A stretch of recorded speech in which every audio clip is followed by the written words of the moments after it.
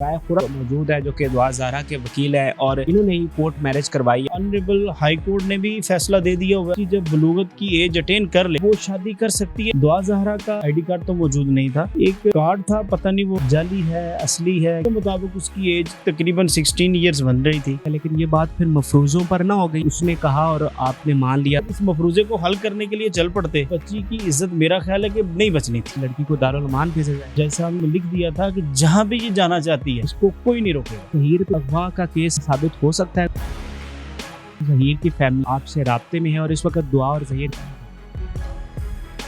ناظرین، اس وقت مین stream media ہو یا سوشل میڈیا ہو، دعا زہرا کا کیس جو ہے وہ خبروں کی زینت بنا ہوا ہے، ہر کوئی اس کے بارے میں بات کر رہا ہے۔ اس وقت میرے ساتھ رائے خرم صاحب موجود ہیں جو کہ دعا زہرا کے وکیل ہیں اور انہوں نے ہی کورٹ میرج کروائی ہے دعا زہرا اور ظہیر کی، تو ان سے جو کیس کی ساری معلومات ہے وہ جاننے کی کوشش کرتے ہیں۔ اس وقت دعا زہرا اور ظہیر کہاں پر ہیں وہ بھی ان سے جانیں گے اور جو تمام لیگل اس کیس کے حوالے سے معلومات ہے وہ انہی سے بات کرتے ہیں۔ سر شکریہ ٹائم دینے کا۔ سب سے پہلے تو ناظرین کو بتائیں، کیونکہ بہت سارے ناظرین ہیں جو نہیں جانتے یہ کیس آپ کے پاس آیا کیسے اور اس کی بنیادی کہانی کیا ہے؟ بسم اللہ الرحمن الرحیم جی، بہت شکریہ آپ کی تشریف آوری کا۔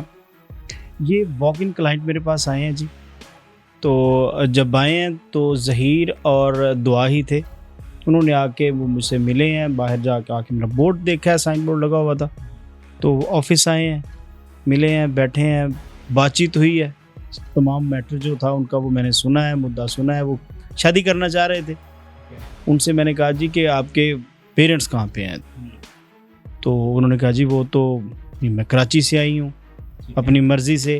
ظہیر جو تھا اس نے اس کے پیرنٹس کے بارے میں پوچھا تو اس نے کہا جی کہ ہے پیرنٹس، اپنے بھائی کا نمبر دیا، تو پھر میں نے کال کر کے اس کے بھائی کو بلوا لیا۔ صحیح ہے۔ تو اس میں ایک تو یہ بتائیں کہ روزانہ کی بنیاد پر آپ کے پاس یہ کیسز آتے ہوں گے، تو یہ اس میں ایسی کیا وجہ تھی کہ اتنا ہائی لائٹ ہوا؟ یہ تو معمول کی چیز نہیں؟ جی یہ معمول کی چیزیں ہی ہیں، اور اس میں کیونکہ یہ کراچی سے لڑکی آئی تھی، اس کے پیرنٹس نے کہا جی کہ اغوا کر لیا گیا ہے، جو کہ ایسا میٹر نہیں تھا۔ اس میں بعد میں اس کا بیان تو ہو گیا کہ مجھے اغوا کسی نے نہیں کیا، اور ایک جو تنظیمیں ہیں وہ چل رہی ہیں اپنی فاؤنڈیشن ویلفیئر سوسائٹیز چلانے کے لیے، اس معاملے میں انہوں نے اس کو ہائپ دی، اس کو اچھالا کہ اس کو، میری نظر میں تو ایسا نہیں ہونا چاہیے تھا، کیونکہ دعا زہرا پہلے اپنے والدین کی عزت ہے اور اب اپنے شوہر کی بھی عزت ہے، اور میرے خیال میں تو اس میں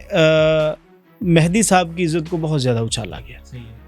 اچھا یہ بتائیں گے جب دعا اور ظہیر آپ کے پاس آیا تو آپ نے ان سے تفتیش تو کی ہوگی ان کی ایج کے حوالے سے، تو کیا ڈاکیومنٹس آپ نے ان سے لیے؟ ظہیر تو 21 ایئرز کا ہے، اس کا آئی ڈی کارڈ موجود ہے۔ دعا زہرا کا آئی ڈی کارڈ تو موجود نہیں تھا، اس سے بارہا پوچھا، اس نے کہا جی کہ میں 18 سال کی ہوں، میری ایج 18 سال ہے۔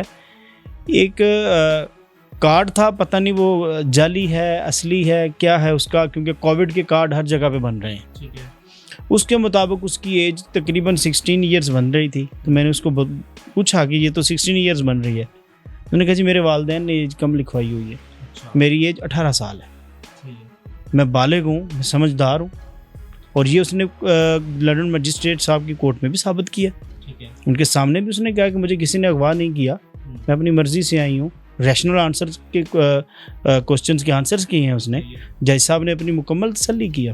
لیکن رائے صاحب چلیں اغوا تک تو بات ٹھیک ہے، لیکن یہ بات پھر مفروضوں پر نہ ہو گئی کہ اس نے کہا اور آپ نے مان لیا، تو اگر آپ کہہ رہے ہیں کہ وہ کارڈ بھی اس کی وہ اصلی ہے یا جعلی ہے، اس کا بھی آپ کو کنفرم نہیں ہے، ویکسینیشن کارڈ ہے؟ نہیں، مشابہت بھی ایک چیز ہے جو ہمیں نظر آتی ہے، ٹھیک ہے، اس سے بھی تو ہم نے دیکھنا ہے نا، یہ اس کی ایج کتنی ڈٹرمن ہو رہی ہے، ٹھیک ہے، کہ اس کی ایج ہے کتنی۔ 14 سال کی بچی کا بھی پتہ چل جاتا ہے اور 18 سال کی بچی کا بھی پتہ چلتا ہے، ٹھیک ہے، بعض جسامت ایسی ہوتی ہیں کہ لگتی ایج کم ہے لیکن ہوتی ایج زیادہ ہے۔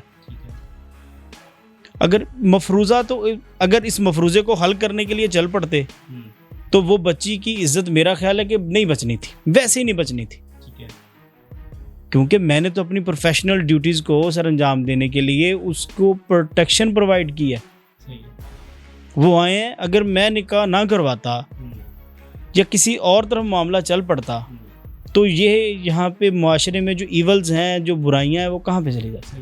تو مطلب یہ سب قانون کے تحت بالکل قانون, کوئی ریگولیرٹی نہیں ہے, کیونکہ آنریبل ہائی کورٹ نے بھی فیصلہ دے دیا ہوا ہے کہ بچی جب بلوغت کی ایج اٹین کر لے تو وہ شادی کر سکتی ہے, نکاح کر سکتی ہے, وہ جائز ہے, ناجائز نہیں ہے. ایک تھوڑی اور کنفیوژن بھی ہے کہ سندھ اور پنجاب کے قانون میں کوئی فرق ہے کیا؟ جی ڈیفینیٹلی, سندھ میں لڑکی کی ایج 18 سال ہے, ٹھیک ہے, اور پنجاب میں 16 سال کہا گیا ہے. لیکن پنجاب میں ججمنٹس آ گئی ہیں کہ 16 سال سے کم ہو اور ایج آف پیبرٹی اٹین کر لے تو بھی جائز ہے. اور قانون وہی لاگو ہوگا جہاں پہ یہ وقوع پذیر ہوئی ہے, جہاں پہ یہ شادی ہوگی وہاں کا قانون اس پہ لاگو ہوگا. اچھا یہ بھی بتائیں گے جو نکاح خان تھا اس کو پکڑا گیا تھا, اس کا اب کیا اسٹیٹس ہے؟ اس کو تو چھوڑ دیا گیا, پولیس, ہاں پولیس کا معاملہ تھا, وہ ڈیفینیٹلی اس کو چھوڑ دیا گیا. اچھا یہ بھی بتائیں کہ جو دارالامان کی بات کی جا رہی ہے وہ بات کہاں تک پہنچی اور کیا لڑکی کو دارالامان بھیجا جائے؟ نہیں, اس میں یہ تھا کہ پنجاب پولیس نے جب لڑکی کو اور لڑکے کو تحویل میں لیا تھا تو انہوں نے ایک اپلیکیشن گزاری تھی کہ بچی کو دارالامان بھیج دیا جائے, کیونکہ یہاں پہ پنجاب میں کوئی ان کے خلاف مقدمہ درج نہیں تھا. تو بچی نے مجسٹریٹ صاحب کے سامنے بیان دیا کہ میں اپنے خامد کے ساتھ ہوں, اپنے خامد کے ساتھ ہی رہنا چاہتی ہوں, میں خوش ہوں, میں نے دارالامان نہیں جانا. تو جج صاحب نے وہ اپلیکیشن ٹرن ڈاؤن کر دی تھی اور بچی کو سیٹ اینڈ لبرٹی کر دیا تھا کہ, اور ساتھ میں لکھ دیا تھا کہ جہاں پہ یہ جانا چاہتی ہے یہ جائے, اس کو کوئی نہیں روکے گا. اپنے خامد کے پاس جانا چاہتی ہے جائے, اپنے پیرنٹس کے پاس جانا چاہتی ہے جائے, لیکن دارالامان نہیں جائے گی. اچھا یہ بھی بتائیں کہ جو ظہیر کی فیملی ہے کیا وہ آپ سے رابطے میں ہے, اور اس وقت دعا اور ظہیر کہاں پہ؟ جی وہ میرے رابطے میں ہے, اور دعا اور ظہیر بالکل سیف ہیں, ٹھیک ہے, اور ہیپیلی اپنی زندگی گزار رہے ہیں. ٹھیک ہے, اب دعا جو ہے وہ ظہیر کی فیملی کے پاس ہے. جی بلکہ وہ اس کی اپنی فیملی ہے. اب ظہیر کی فیملی جو ہے وہ تو اب دعا کی فیملی ہے. پچھلی فیملی نے تو اس کو دھتکارا تھا, پچھلی فیملی نے تو اس کی تربیت میں اتنے سکم چھوڑے, اس پہ تشدد کیا, ظلم کیا.